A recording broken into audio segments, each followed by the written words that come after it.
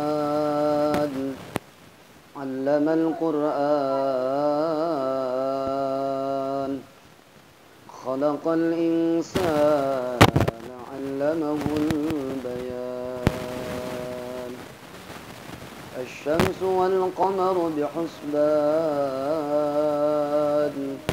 والنجم والشجر يسجدان والسماء رفعها ووضع الميزان ألا تطغوا في الميزان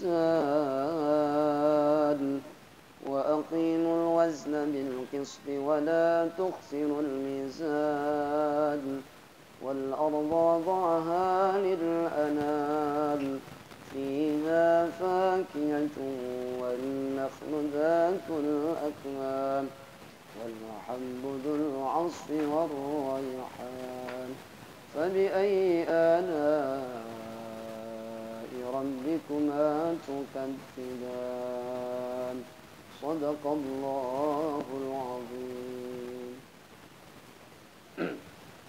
بسم الله الرحمن الرحيم. قال المؤلف رحمه الله تعالى ونفعنا بعلومه. اللهم صل وسلم على سيدنا محمد الفاتح الكامل الرحمة السامل وعلى آله وأصحابه عداد معلومات الله بدوام الله صلاة تكون لك يا ربنا رضاء ولحقه أداء ونسألك به من الرفيق عصنا ومن الطريق أسهلا ومن العلم أنفعا ومن الرزق أطيبه وأوسعه. اللهم أخرجنا من ظلمات الوهم وأكرمنا بنور الفهم وافتح علينا أبواب العلم وزينا بالأخلاق الحسنة والحلم بنور معرفتك يا أرحم الراحمين والحمد لله رب العالمين. Suratul Rahman utawi surat Rahman makiyatun iku bangsa Mekah. Wilayah wati wal ard angin ayat yas'aluhu man fis samawati wal ard al ayah ayatamimil ayah famadaniyatun man kaiku bangsa makan wahia lanutawiya suratul Rahman situn iku nanam awsamanun atawaiku walu wasabuna ayatan lan walung puluh ayatan apan ayate wahia lanutawiya suratul Rahman situn iku nanam awsamanun atawaiku walu wasab'una ayatan lan walung puluh ayatan apane ayate.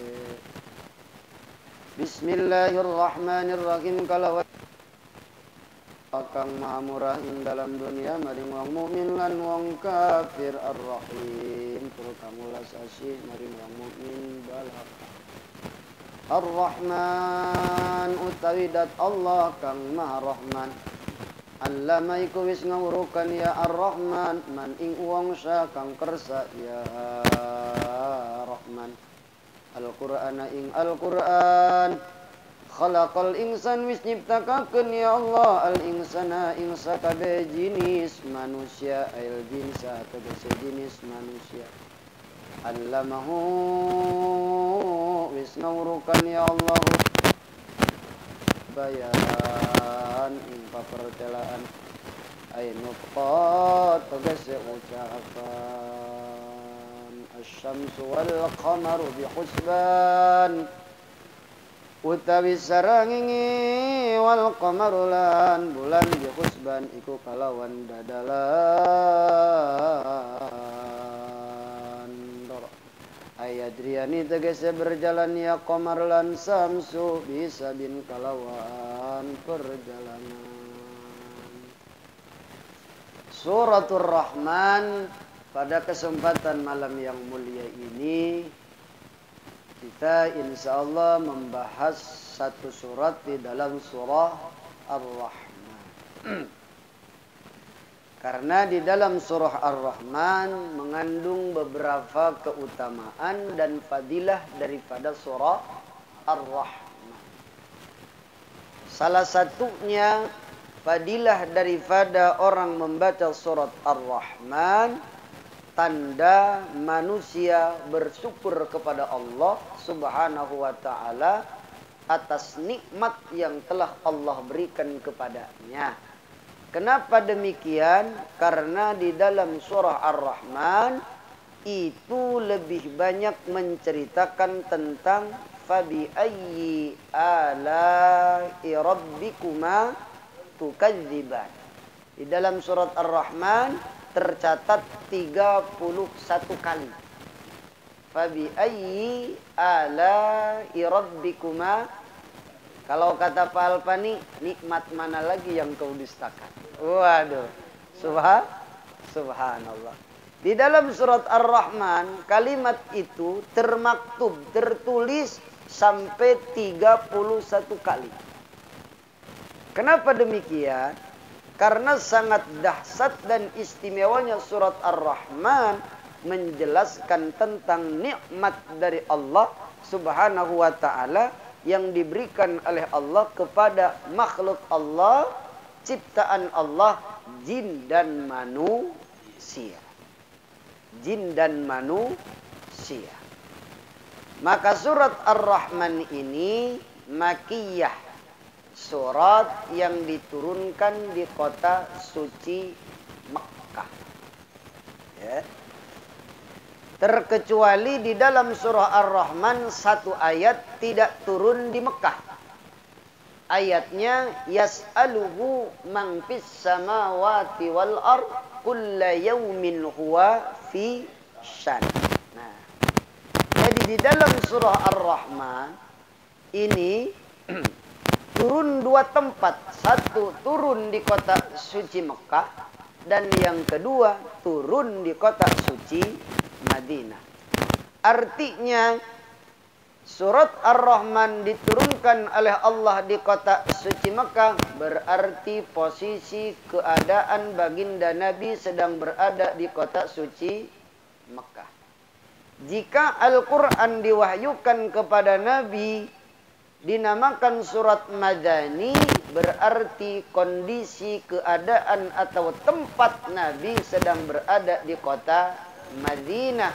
Maka dua kota suci ini, satu Mekah, dua Madinah, adalah tempat yang menjadi wahyu Al-Quran, diturunkannya Al-Quran oleh Allah Subhanahu wa ta'ala. Alhamdulillah.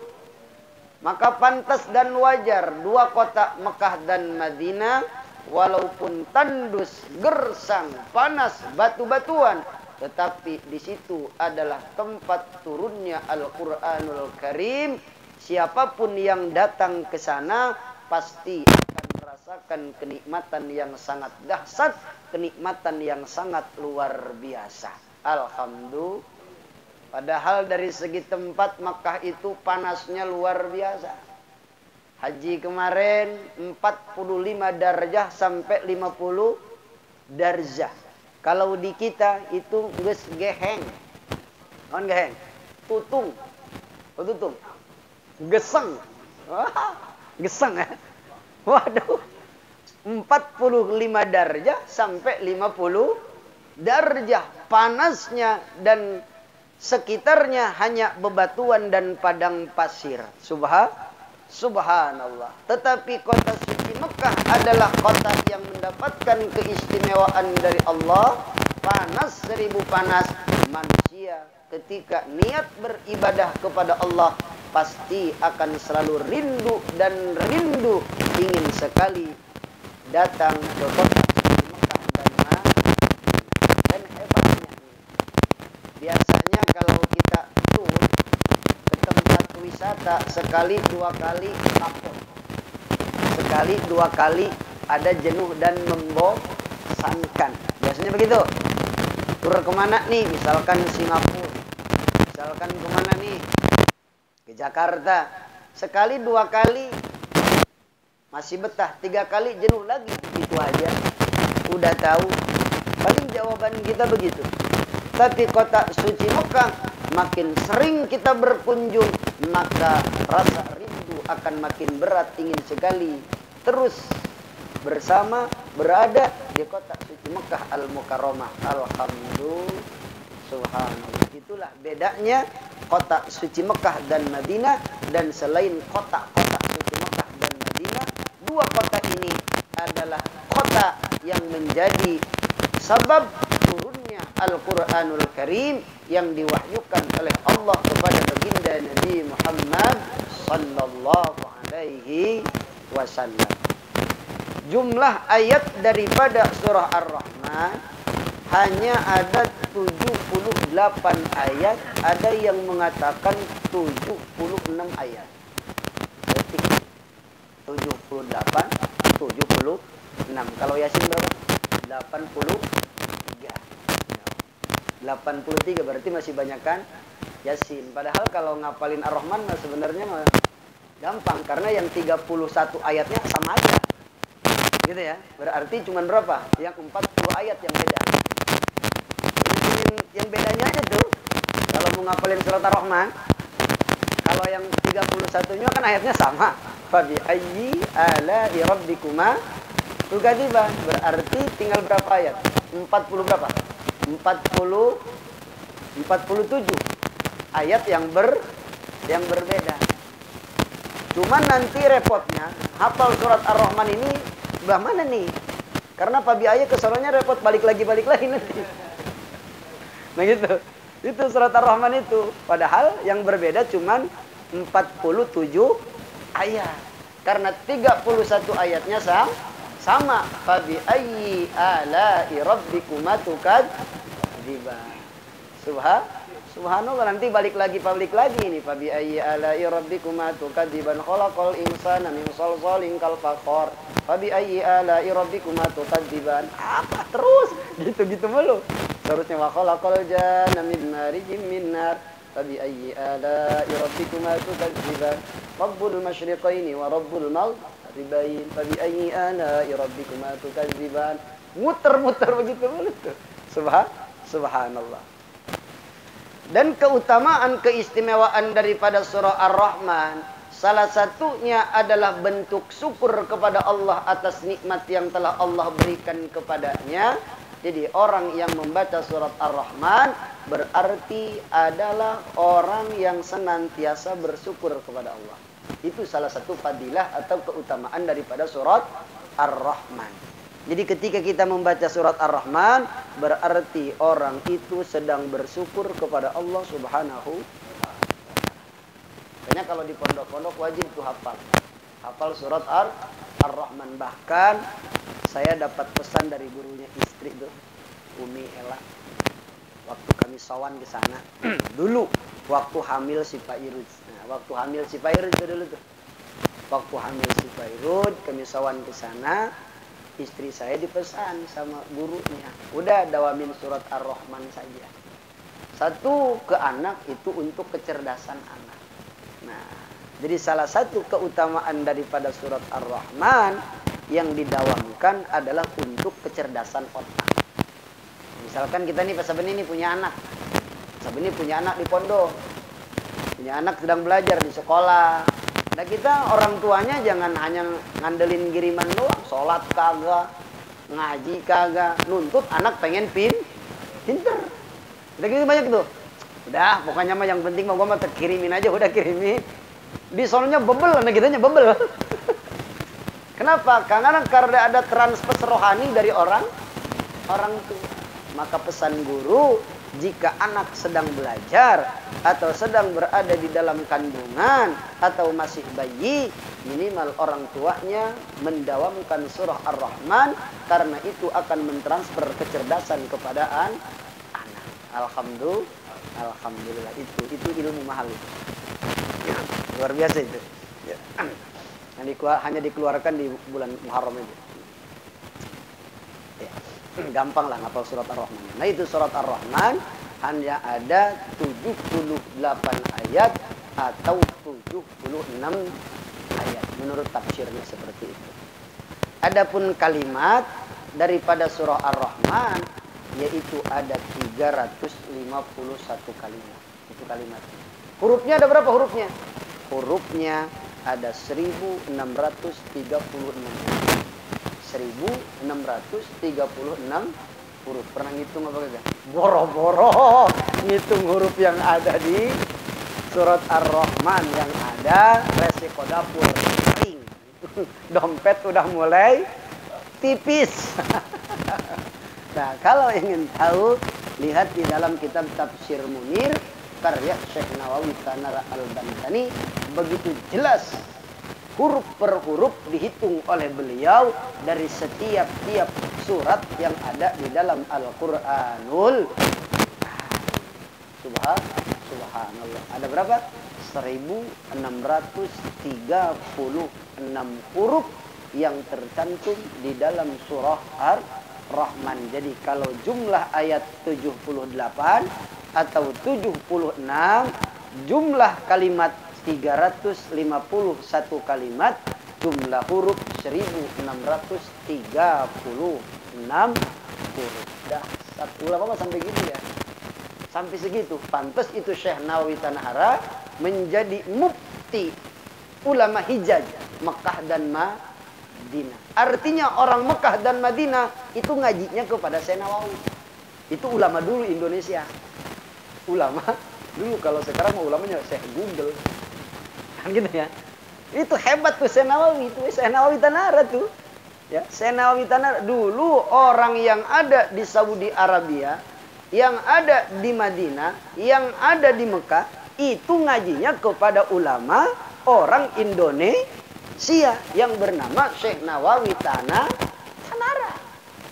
Alhamdulillah tuh hajian kemarin kita bisa ziarah. Itu tidak semuanya orang bisa ziarah ke Syekh Nawawi. Itu mah inisiatif jamaah kita aja. Karena di travel atau haji reguler itu tidak teragendakan. Ziarah ke Siti Khadijah, ziarah ke Syekh Nawawi, ziarah ke Said Al-Maliki, istri saya aja kagak walaupun ke sono. Karena perempuan kagak bisa masuk. Perempuan itu kagak bisa masuk. Itu masuk ke makom Syekh Nawawi, makom ke Siti Khadijah, itu tidak boleh banyak-banyak orangnya. Minimal 10, minimal 20. Nah, untung alhamdulillahnya kita sering tawasul di sini ke Syekh Nawawi Tanahara. Maka di sananya pun langsung disambut. Oh, yang lain mah kagak bisa masuk. Kita mah datang langsung disambut, langsung disiapin mobil, dihantar ke Siti Khadijah, dihantar ke Syekh Nawawi Tanahara Al-Bantani yang berada di Malang. Subhanallah. Malah itulah hebatnya tawasul. Ya, salah satunya alhamdulillah Pak Haji Nur, kami bisa berkunjung, saya doang tuh bertiga. Saya, Pak Haji Ian, sama si Haji Haris. Saudara saya yang tinggal di kota suci Mekah. Jarak ke siapa? Syekh Khotib Sambas.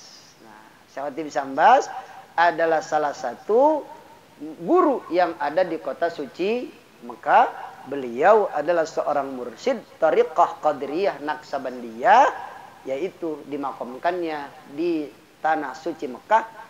Di nama tempatnya adalah Subaikah. Nama tempatnya adalah Subaikah. Nanti kalau Pak Haji Nur Nizya ke Haram, itu adanya di depan Masjidil Haram. Jadi di depan Masjidil Haram ada tempat yang kosong, tidak dijadikan bangunan. Nah, di situ ada namanya Subaikah. Nah itu, tapi tempat masjid yang dulu, Masjidil Haram tuh. Kan yang lama kan? Kalau sekarang kan udah bangunan kan? Bangunan asli. Nah, di situ. Di situ adalah kuburan Imam Khatib Sambas, seorang mursyid Thariqah Qadiriyah Naqsabandiyah. Nah, Abuya Cilongok segala macam, Mbah Halwani, guru kita, Abah Uci, silsilah Thariqahnya ke sana. Silsilah Thariqah Qadiriyah Naqsabandiyahnya ke Syekh Khatib Sambas. Beliau adalah mursyidnya. Dan beliau pun guru dari setiap Thariqah, yaitu Syekh Khatib Sambas. Alhamdulillah. Itu di travel-travel, di reguler-reguler itu kagak ada. Terkecuali kita punya keinginan kemana nih. Alhamdulillah kami pun itu ke Ma'la dari kota suci Mekah, dari hotel kami dari Sisa. Dari Sisa hotelnya, bukan dari Mekah, yaitu ongkos 50 real. Naik taksi 50 real. Padahal deket tuh ke Ma'la tuh. 50 real. 50 kali 4 berapa? Berarti 200 ribu ya. Nah, berarti 200 ribu tuh di kota suci Mekah ke Maklah, ongkosnya 200.000, 50 real. Baru kemarin tuh kami 50 real, alhamdulillah. Dan panasnya luar biasa, panasnya luar biasa di sana, alhamdulillah. Nah itu, nah yang mengetahui huruf-huruf oleh Senawi dari kitab Tafsir Munir itu, setiap huruf-huruf di dalam surat Al-Quran itu semuanya dicantumkan, ada sekian, ada sekian, ada sekian dari setiap surat itu dicantumkan semua oleh Senawi Tanara Al-Bantani. Itu dahsyat dan istimewanya ulama Nusantara yang bernama Syekh Nawawi Tanara Al-Bantani. Orangnya mah kecil katanya. Syekh Nawawi itu orangnya kecil. Nah, gitu ya, orangnya mah kecil. Makanya nih kalau ke Tanara, masuk ke Masjid Tanara, Nopalpani udah kesana. Itu mimbarnya kecil. Mimbarnya, apa namanya? Mihrab. Mihrabnya itu kecil. Karena Syekh Nawawi ngimamin di situ. Kecil, pendek. Ini mah apa tinggi? Pintu mah tinggi. Kecil ya, kecil. Kalau mihrab sekarang kan tinggi-tinggi ya. Ini kecil, jadi ngimaminnya bongkok. Ngimamin salat itu menundukkan apa? Menundukkan ketawaduan, kerendahan hati kepada Allah Subhanahu. Subhanallah. Dari simbol-simbol begitu saja itu Syekh Nawawi sudah dahsyat dahsyatnya. Pintu mihrabnya itu mimbarnya kecil. Cukup badan doang begini ya gini. Jadi sholat itu nggak bisa begini lah. Nah, subhanallah, itulah ulama kita Syekh Nawawi Tanara Al-Bantani. Alhamdulillah sudah berkunjung di sana, bisa berziarah kepadanya. Nah, itu berkah tawassul kita di negeri kita Indonesia, akhirnya kita sampai ke sana. Salah satunya lagi Said Al-Maliki Al-Hasani. Nah, Said Al-Maliki Al-Hasani ulama ahli sunnah wal jamaah yang mendebat orang-orang Wahabi, yaitu di kota suci Mekah. Luar biasa. Nah, surat Ar-Rahman ini adalah surat bangsa Mekah, surat bangsa Madaniyah. Hanya satu ayat surat Madaniyah. Yas'aluhu man fis samawati wal ard kulla yaumin huwa fi syan. Itu berikut keistimewaan atau keutamaan daripada surat Ar-Rahman. Ketika dia dibangunkan di alam kubur, orang yang sering mendawamkan surat Ar-Rahman wajahnya akan berseri-seri. Jadi wajahnya tuh henteu tutung wajahnya. Udang di alam kubur, bangun ke alam kubur, wajahnya akan nampak berseri-seri, bercahaya. Padahal di dunia nama hideung.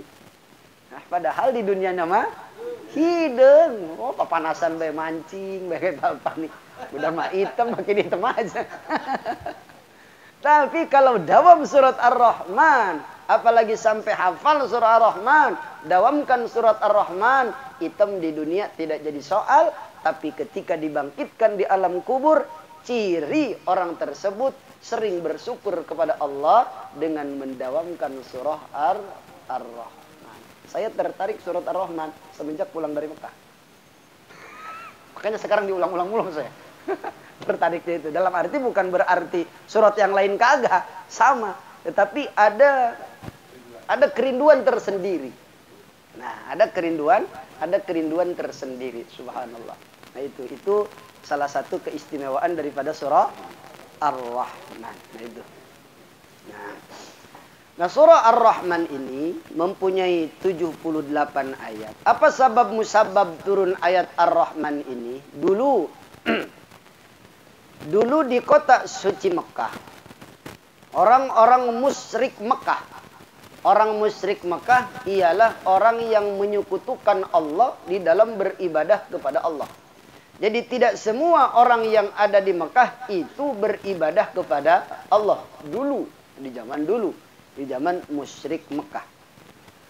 Bahkan orang-orang musyrik Mekah selalu menghina kepada Rasulullah Sallallahu Alaihi Wasallam ketika Allah menginstruksikan kepada Rasulullah agar menyampaikan kepada orang musyrik Mekah, kata Rasulullah, hei orang-orang musyrik, usjudu lirrahman, ketika kamu baru bersujud jangan kepada berhala, ketika kamu mau sujud jangan kepada patung. Sujudlah kamu lirrahman, kepada dat Allah yang maha rahman. Tapi ketika Rasul berdakwah kepada orang musyrik Mekah, menyampaikan malah dijawab, dihina, diejek oleh orang musyrik Mekah. Nah, bagaimana ejekannya? Kata orang musyrik Mekah, "Hei Muhammad, kami itu kagak tahu siapa tuh Rahman. Kami itu kagak tahu siapa itu Rahman. Yang kami tahu ada namanya Rahman. Itu orang Yamamah. Ada orang yang namanya Rahman. Itu bukan Tuhan. Itu nama manusia. Namanya Rahman yang tinggal di negeri Yamamah." Woi, begitu jawabannya tuh. Kalau dat Allah yang Maha Rahman, kami kagak tahu. Taunya si Rahman orang Yamamah. Waduh, kan goblok ini orang Besri. Nah, dikasih tahu suruh ibadah kepada dat Allah yang Maha Rahman, marah ia menolak, mengejek kepada Rasul, dia tidak kenal, malah menjawab tahu juga dengan si Rahman orang Yamamah. Wah, subhanallah. Nah, karena hal demikian, maka untuk memantapkan keislaman, maka Allah menurunkan surah Ar-Rahman kepada baginda Nabi Muhammad sallallahu alaihi wasallam, diawali dengan ayat Ar-Rahman, sifat Allah yang Maha Rahman. Karena sifat Allah ada Ar-Rahman, ada Ar-Rahim. Ar-Rahman berarti sifat Allah yang Maha apa Ar-Rahman? Dengan menyebut nama Allah yang Maha Pengasih, lagi Maha Pengasih itu pemberi nikmat, ai bijalailin ni'am, al-mun'im bijalailin ni'am, dat yang memberikan nikmat dengan seagung-agungnya nikmat. Diberikan oleh Allah kepada si kafir, diberikan kepada si mukmin. Artinya, baik orangnya beriman atau tidak, semuanya mendapatkan rahmannya Allah subhanahu wa ta'ala. Salat kagak salat, ngaji kagak ngaji, tetap rezeki malan. Gitu. Mau salat kek, mau kagak kek, mau ngaji kek, tetap rezeki mah tetap masih ngalir selama ruh masih di kantung badan. Tetap rezeki masih jalan, terkecuali ruh sudah keluar, selesai rezekinya. Rezekinya selesai. Itu mau ibadah, mau kagak, tetap dia masih mendapatkan rahman Allah, nikmat dari Allah subhanahu wa ta'ala. Tidak melihat dia ibadah atau tidak ibadah, dia maksiat atau tidak maksiat, ketika dia hidup di dunia masih ada dalam tanggungan Allah subhanahu wa ta'ala. Karena Allah tidak pernah zalim terhadap hambanya, setiap menciptakan tentu punya tanggung jawab yang sangat luar biasa. Padahal mau kesel maksiat kepada Allah, tapi tetap aja dikasih sama Allah subhanahu wa ta'ala. Alhamdulillah. Bagaimana kata Allah? Ar-Rahman. Adapun dat Allah anu Maha Rahman, adapun dat Allah yang Maha Kasih. Allamal Quran, ialah dat yang telah mengajarkan Al-Quran. Allah subhanahu wa ta'ala adalah dat yang telah mengajarkan Al-Quran kepada baginda Nabi Muhammad sallallahu alaihi wasallam. Jadi orang yang menekuni Al-Quran, orang yang menggeluti Al-Quran, itu adalah salah satu orang yang sudah mendapatkan taufik hidayah dari Allah. Setiap harinya dia selalu berdialog dengan Allah subhanahu wa ta'ala dengan membaca Al-Quranul Subhan. Karena Allah Ar-Rahman, dat Allah yang maha pemurah di dunia, maha pemurah baik terhadap orang kafir maupun terhadap orang muslim. Allamal Quran, Allah mengajarkan Al-Quran mansa'a, terhadap orang yang dikehendaki oleh Allah. Kalau orang yang tidak dikehendaki mau Al-Quran, gak bakalan. Jadi hanya orang yang dikehendaki oleh Allah yang mau belajar Quran. Jadi tidak semuanya Allah berikan kehendak. Allah berikan hebatnya tuh. Alhamdulillah. Untungnya kita mah dari setiap bacaan itu semuanya ada isi kandungan Al-Qur'anul Karim. Di dalam sholat harus membaca Quran Fatihah. Alhamdulillah. Semua zikiran diawali dengan Al-Baqarah. Al-Quran semuanya. Kenapa? Karena Ar-Rahman, Allah yang Maha Pemurah, mengajarkan kepada hambanya, yaitu dengan Al-Quranul Karim. Subhanallah. Bahkan tuh kalau kita sering salawat dan Al-Quran, yang kalamun itu. Kalamun qadimun la yumallu sama'uhu. Kalamun qadim, kalam yang qadim. Artinya berarti firman Allah Subhanahu la yumallu sama'uhu, tidak akan pernah bosan didengar. Jadi siapapun yang baca, enak kagak enak, ketika benar tujuannya karena Allah membaca Al-Quran, gak bakalan bosan. Tapi kalau dangdut, nyanyi sebulan 2 bulan hit, sebulan 2 bulan rame, 3 bulan kemudian hilang, kan begitu ya? Tapi Al-Quran semenjak menjadi mukjizat baginda Nabi sampai detik ini masih eksis.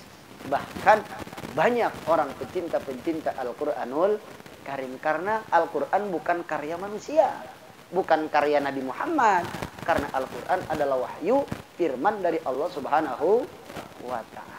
Makin menekuni Al-Quran, maka makin nikmat manusia berdialog dengan Allah Subhanahu wa ta'ala, maka gundah gelisah yang ada di dalam hatinya itu kagak ada. Padahal masalahnya banyak, tapi kagak punya masalah. Padahal utang banyak, kita mau utang tadi kita itu muka udah ketahuan bener, muka tuh udah berkerut bener. Padahal mah sama-sama belangsa kita baji, sama-sama belang. Cuman bedanya caranya yang berbeda. Yang ini mah walaupun banyak masalah sering berdialog dengan Allah, yaitu dengan cara baca Al-Quran, maka kegelisahannya itu tidak nampak. Kalau yang satu dia punya masalah karena tidak sering berdialog dengan Allah, yang ada malah buntang banting mulu, puyeng gua. Yang ada di babetin mulu. Apa? Babetin lagi, kelihatan dari kepala jidat ini nih. Ya. Keras ininya kelihatan ini. Yang apa puyeng mulu. Apa-apa pengen nendang mulu kan?